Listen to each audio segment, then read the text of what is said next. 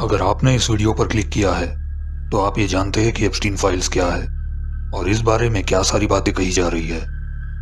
देखा जाए तो एप्स्टीन आइलैंड पर कई सारी वीडियोस ऑलरेडी मौजूद है और अगर मैं भी आपको वही घिसी पिटी सेम जानकारी दूं तो इस वीडियो को बनाने का कोई सेंस नहीं होगा। लेकिन इस केस को जो नाम दिया गया है द एप्स्टीन फाइल्स, आखिर क्या है इन एप्स्टीन फाइल्स में? कैसे एक आम आदमी इतनी जल्दी पैसे वाला बन गया? एप्स्टीन आइलैंड पर किस किस तरह की डरावनी और घिनौनी चीजें होती थी? आखिर कैसे आया ये स्कैंडल दुनिया के सामने और वो कौन था जो इस आइलैंड से बचकर निकल सका?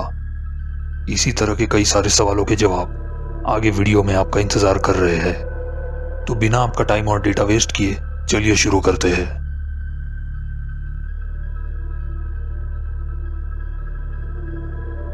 Jeffrey Edward Epstein New York city में फिजिक्स और मैथमेटिक्स का एक टीचर था जो कि टीचिंग के साथ होम ट्यूटर का काम करता था। एप्स्टीन शादीशुदा नहीं था और उसकी फैमिली में बस उसका छोटा भाई और उसकी मॉम थी। एप्स्टीन इतना ज्यादा इंटेलिजेंट था कि उसकी इंटेलिजेंस से इंप्रेस होकर उसके एक स्टूडेंट के डैड, जो कि एक बिजनेसमैन थे, उन्होंने एप्स्टीन को एक बैंक में जूनियर सपोर्ट की जॉब दिलवाई। एप्स्टीन ने यह जॉब एक्सेप्ट तो कर ली, लेकिन असली खेल तो साल 1974 में शुरू हुआ। जेफरी एप्स्टीन बैंक में काम करते हुए पैसे वाले क्लाइंट्स जिनकी कमाई लाखों करोड़ों में हुआ करती, उन्हें टैक्स के पैसे बचाने में या टैक्स के पैसों की चोरी करने में हेल्प करने लगा। इस सारे चोरी किए हुए टैक्स का कुछ हिस्सा जेफरी एप्स्टीन को जाता, जिस वजह से उसका बैंक बैलेंस तेजी से बढ़ने लगा। जब उसका ये राज सामने आया तो 1981 में उसे जॉब से निकाल दिया गया, जिसके बाद ही उसने अपनी खुद की एक फर्म स्टार्ट की जिसमें वो बस उन्हीं क्लाइंट्स के पैसे मैनेज करता जिनकी रेवेन्यू $1 बिलियन से ज्यादा की थी। इसी बिजनेस ने एप्स्टीन की पहचान लेस्ली वेक्सनर से करवाई, जो कि जाने माने ब्रांड विक्टोरिया सीक्रेट के मालिक है। वेक्सनर को एप्स्टीन पर इतना भरोसा था कि उसने अपना सारा लेन देन एप्स्टीन को दे दिया। इससे हुआ ये कि एप्स्टीन जब चाहे वेक्सनर के नाम पर कंपनी के फाइनेंसेस यहाँ वहाँ कर सकता था। उसने यही मिलियंस ऑफ डॉलर्स अपने पर्सनल अकाउंट में ट्रांसफर करना शुरू किया। किसी पैसे वाले इंसान से नेटवर्क बनाना, उनका भरोसा जीतना और पैसों की हेराफेरी करना, जेफरी एप्स्टीन की सारी दौलत इन्हीं हरकतों का एक नतीजा थी।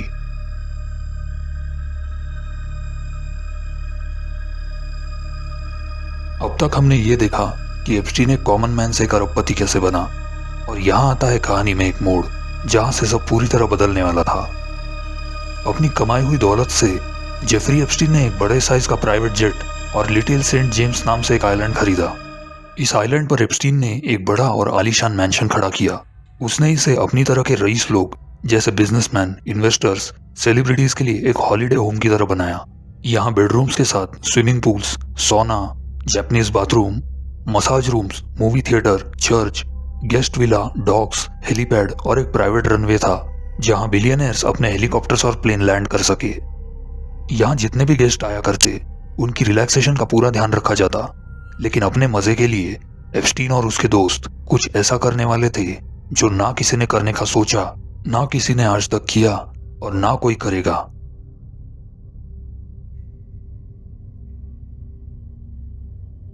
एप्स्टीन अपने दोस्तों के लिए जो करने वाला था उसके लिए उसे लड़कियों की जरूरत थी, जिस वजह से malls, college campus, public places में लड़कियों को अप्रोच किया जाने लगा।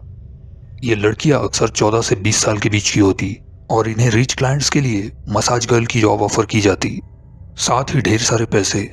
और जब इनको जॉब पर रख लिया जाता उसके बाद इनसे कहा जाता कि अपनी दोस्तों को भी इस जॉब के बारे में बताओ और उन्हें भी यहाँ लेकर आओ।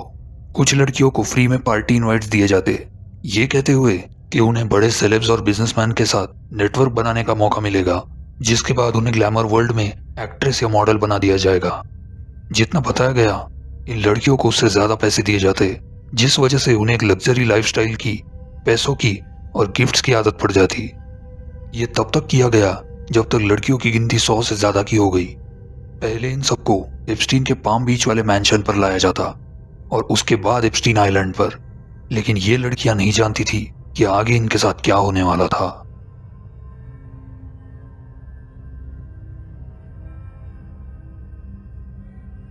जिस काम के लिए लड़कियों को हायर किया जाता, जो कि था बॉडी मसाज देना, लड़कियों को उसके लिए मंथली सैलरी नहीं दी जाती, बल्कि इन्हें हर सेशन करने के पैसे मिलते, वो भी बताए हुए पैसों से हमेशा ज्यादा।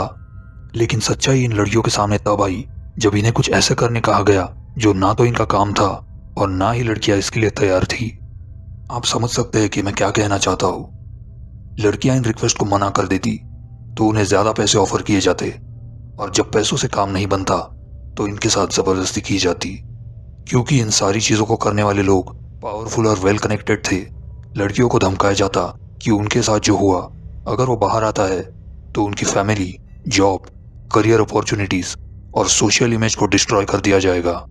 कुछ लड़कियां तो बस 12 साल की थी, लेकिन इनके साथ भी एक ही दिन में एक से ज्यादा बार जबरदस्ती की जाती।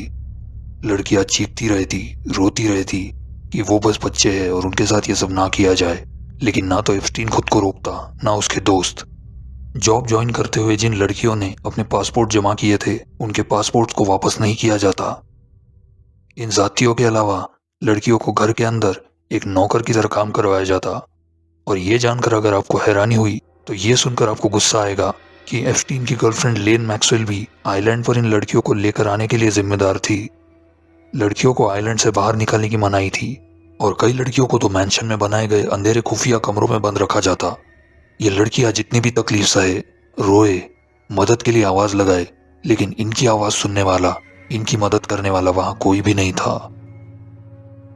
तो आखिर ऐसा क्या हुआ जिसकी वजह से यह सारी सच्चाई दुनिया के सामने आ गई? वो कौन था जिसने इस खौफ से पर्दा उठाया? इस पर बात जरूर करेंगे, लेकिन हमारे अगले वीडियो में। उम्मीद करता हूं हमारे इस वीडियो से आपको कुछ नया सोचने, समझने, सुनने और सीखने मिला। इसी पॉजिटिव सोच के साथ इस वीडियो को यहाँ एंड करते हैं। तब तक के लिए बी सेफ, स्टे अलर्ट। मैं मिलता हूँ आपसे एक नई वीडियो के साथ। बाय।